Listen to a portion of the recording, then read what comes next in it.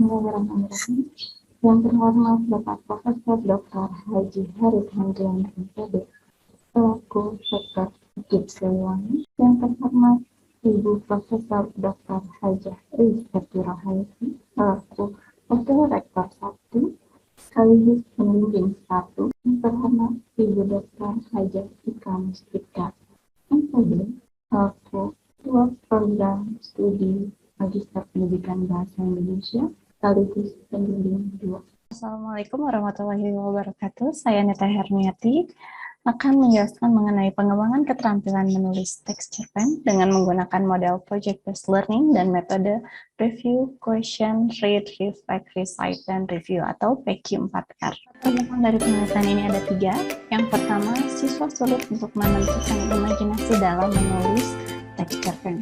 Biasanya siswa sulit untuk menentukan ide awal, cerita apa yang harus dituliskan, siapa saja tokohnya, dan bagaimana penggambaran fisiknya. Selain itu, siswa juga kesulitan untuk menentukan konflik yang tepat pada tulisannya atau pada ceritanya. Latar belakang yang kedua, metode pembelajaran dianggap kurang menarik. Biasanya guru hanya menggunakan metode ceramah dan penugasan. Siswa hanya diberikan bimbingan pada saat awalnya saja, tapi pada proses kedepannya tidak didampingi. Untuk menangani permasalahan tersebut dibutuhkan suatu model baru yang dapat membantu siswa dalam mengatasi kesulitan belajar, terutama dalam materi teks cerpen. Penggabungan model Project Based Learning dan metode PQ4R ini diharapkan mampu membantu kesulitan siswa, terutama dalam pelajaran Bahasa Indonesia materi teks cerpen. Pasal-pasal pada penelitian ini ada 4. Yang pertama, bagaimana mengembangkan pembelajaran menulis teks cerpen dengan menggunakan model Project Based Learning dan metode PQ4. Dan yang kedua, bagaimana kesulitan siswa dalam pembelajaran teks cerpen sebelum dan setelah menggunakan penggabungan model Project Based Learning dan metode PQ4R.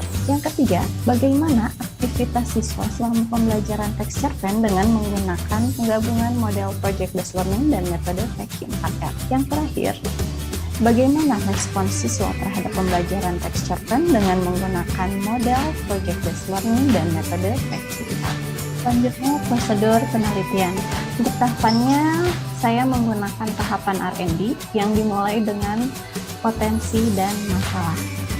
Jadi untuk mengetahui potensi dan masalah yang dihadapi siswa, peneliti dapat menanyakannya kepada guru mata pelajaran atau ketua MGMP Bahasa Indonesia.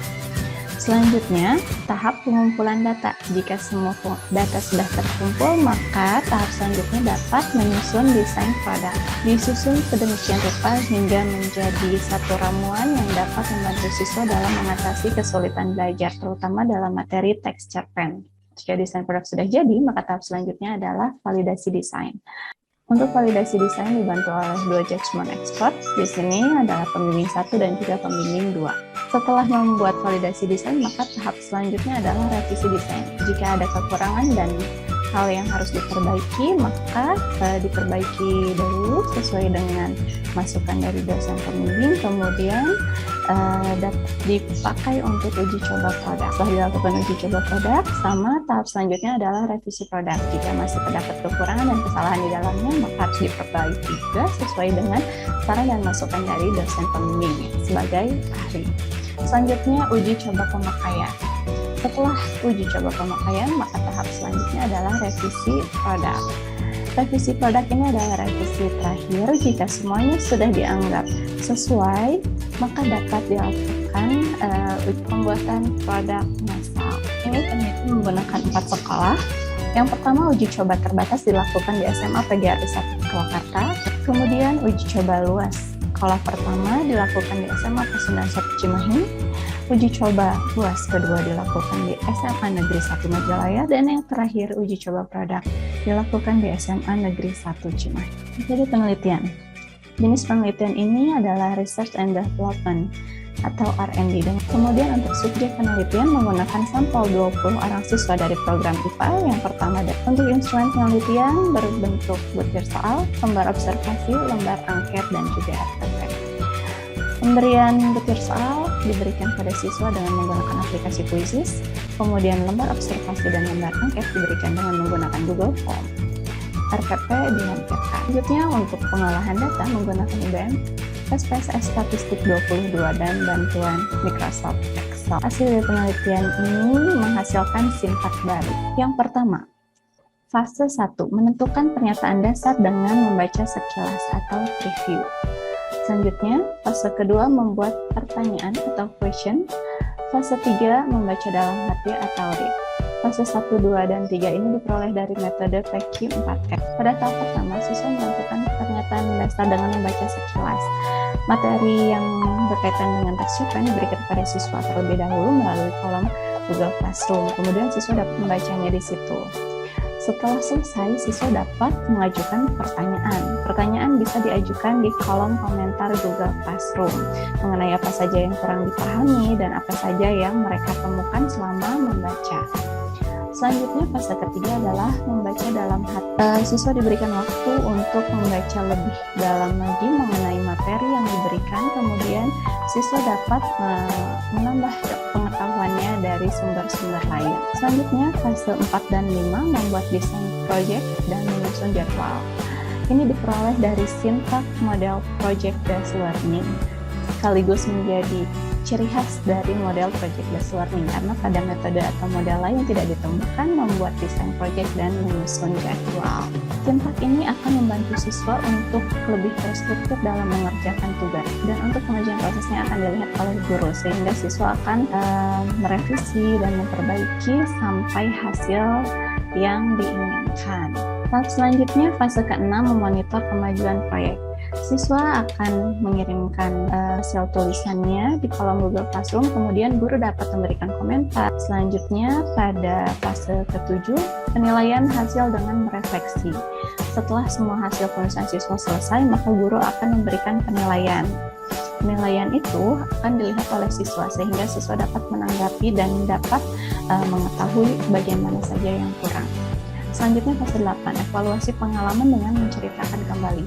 Untuk evaluasi pembelajaran, idealnya dilakukan pada Google Meet ataupun Zoom Meeting. Namun, karena keterbatasan waktu dan lain hal, tidak semua sekolah dapat melakukan tatap maya, sehingga hanya ada 3 sekolah yang dapat melakukan tatap maya dengan menggunakan Zoom Meeting dan juga Google Meet.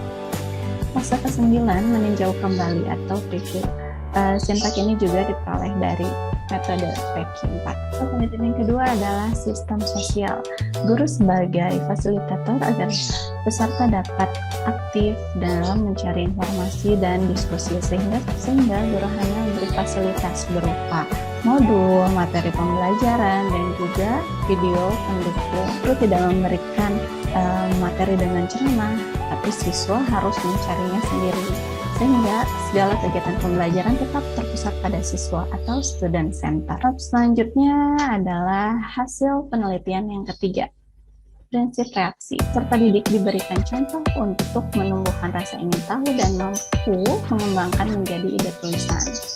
Dalam hal ini, guru akan memberikan video yang dapat membantu siswa untuk mendapatkan ide cerita. Prinsip reaksi, peserta didik diberikan contoh untuk menumbuhkan rasa ingin tahu. Dalam pembelajarannya, guru akan memberikan video. Siswa dapat menemukan apa saja hal-hal yang dibutuhkan dalam teks cerpen, mulai dari tema yang dibutuhkan, karakter tokohnya, konflik, hingga penyelesaian. Sehingga pada pelaksanaannya, guru tidak memberikan semua materi dengan ceramah, melainkan siswa menggalinya sendiri dari apa yang mereka lihat. Sistem pendukung dalam penelitian ini ada video, YouTube, aplikasi pembelajaran seperti Quizzes, Google Classroom, Google Form, dan juga video-video lainnya. Untuk modul akan diberikan pada siswa dengan menggunakan Google Classroom.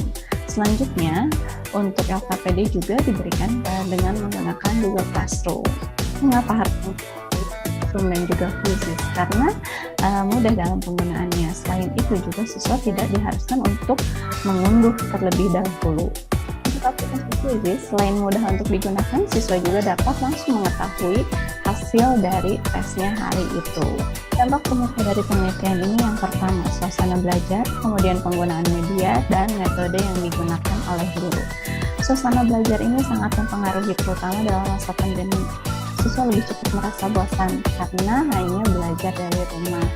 sehingga dibutuhkan metode dan media yang tepat dalam menangani kebosanan siswa. Berdasarkan penelitian, akhirnya diperoleh hasil berupa hasil pretest dan juga post-test siswa.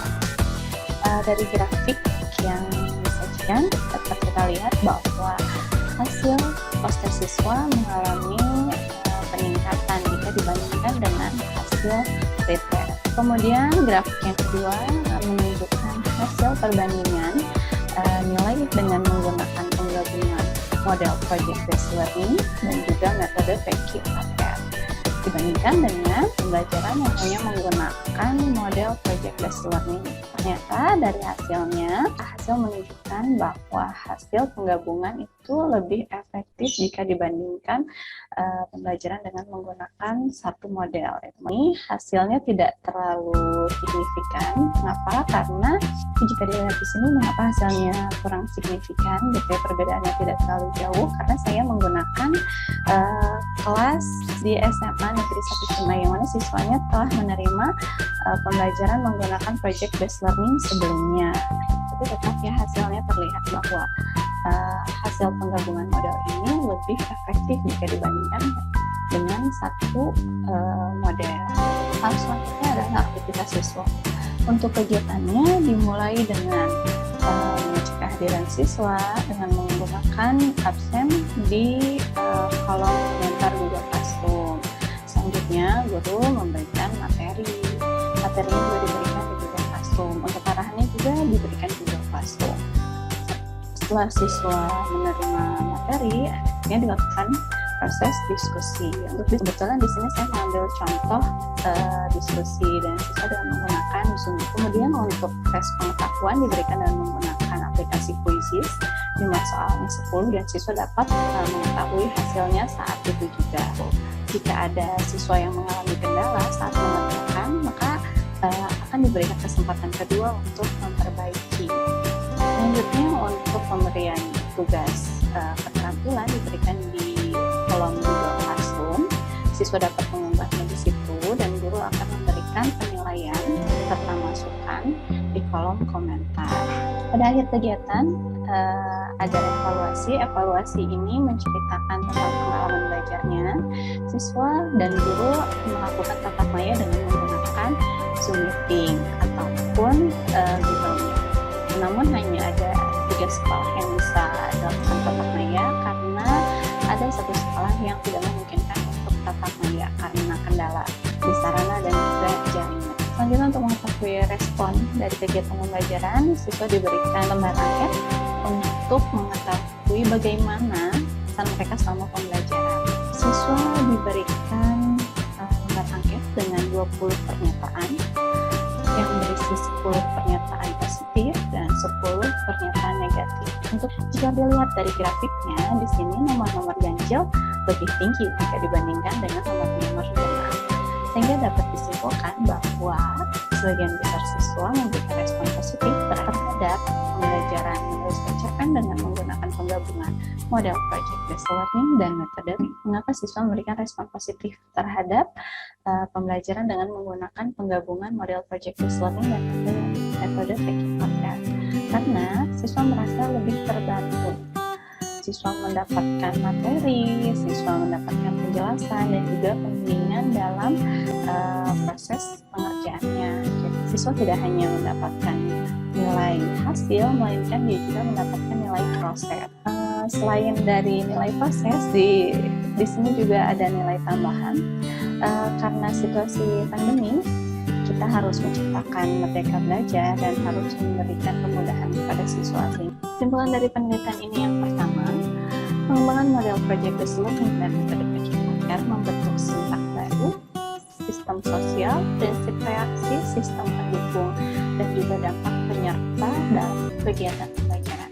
Selanjutnya yang kedua, rata-rata kesulitan siswa dalam menyusun cerpen itu terletak pada penggambaran karakter dan juga aspek kebahasaan.